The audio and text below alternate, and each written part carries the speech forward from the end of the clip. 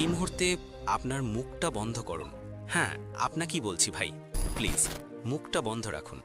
অবাক হচ্ছেন? ভাবছেন ভিডিওর শুরুতেই কেন ধমক দিচ্ছি? কারণ পরিসংখ্যান বলছে আপনি সারাদিনে যতগুলো কথা বলেন তার ৮০ ভাগই কোনো দরকার নেই। আর এই অপ্রয়োজনীয় বকবকানি হলো আপনার পকেট খালি থাকার ১ নম্বর কারণ।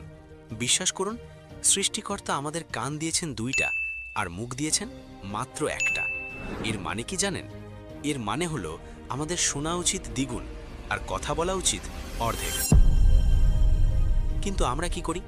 আমরা চায়ের দোকানে বসে ট্রাম্পের পররাষ্ট্র নীতি থেকে শুরু করে পাশের বাসার ভাবির তরকারিতে লবণের পরিমাণ, সব বিষয় নিয়ে এমনভাবে চেঁচামেচি করি যেন আমরাই সুপ্রিম কোর্টের জাজ।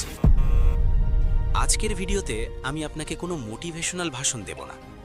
আজ আমি আপনাকে সাইলেন্স বা নীরবতার এমন কিছু ডার্ক সাইকোলজি এবং বিজনেস সিক্রেট শেখাবো, যেটা জানার পর আপনি নিজেই নিজের মুখে স্কচ টেপ লাগিয়ে ঘুরবেন। গ্যারান্টি দিচ্ছি, এই ভিডিওর প্রতিটা সেকেন্ড আপনার ব্রেনের নিউরনগুলোকে ধাক্কা দেবে। তাই নড়ে চড়ে বসুন, কারণ এখন আমরা অপারেশন শুরু করতে যাচ্ছি। আচ্ছা, খেয়াল করেছেন আপনার ফ্রেন্ড সার্কেলে বা অফিসে এমন একজন ফাপড়বাজ আছেই যে সারাদিন নিজের ঢোল পেটাতে থাকে? ভাই, কালকে এই ডিলটা সাইন করছি, পরশু আইফোন 15 প্রো ম্যাক্স কিনব, আগামী বছর ইউরোপ ট্যুর দেব। কিন্তু বাস্তবতা কি? বছর শেষে দেখবেন তার আইফোন তো কেনা হয়নি, উল্টো আপনার কাছে ৫০০ টাকা ধার চাচ্ছে রিচার্জ করার জন্য। বিজ্ঞানীরা এটাকে বলেন pre mature sense of completeness. সহজ বাংলা, আপনি যখন আপনার স্বপ্নের কথা বা ফিউচার প্ল্যান মানুষকে বলে দেন, তখন আপনার মস্তিষ্কে ডোপামিন হরমোন রিলিজ হয়, যার ফলে মস্তিষ্ক এক ধরনের মিথ্যা তৃপ্তি পায়। ব্রেন মনে করে কাজটা বুঝি হয়েই গেছে, ফলে আপনার কাজের প্রতি আগ্রহ বা জেদ কমে যায়।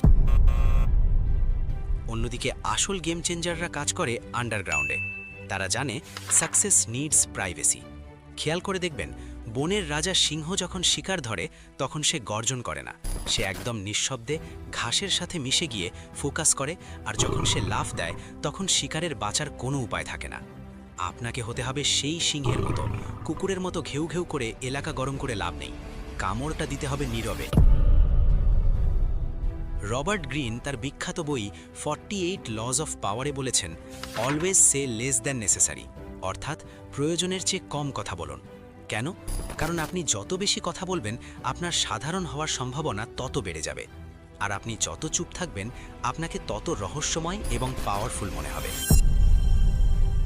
ধরুন আপনি একটা বিয়ে বাড়িতে গেছেন, সেখানে সবাই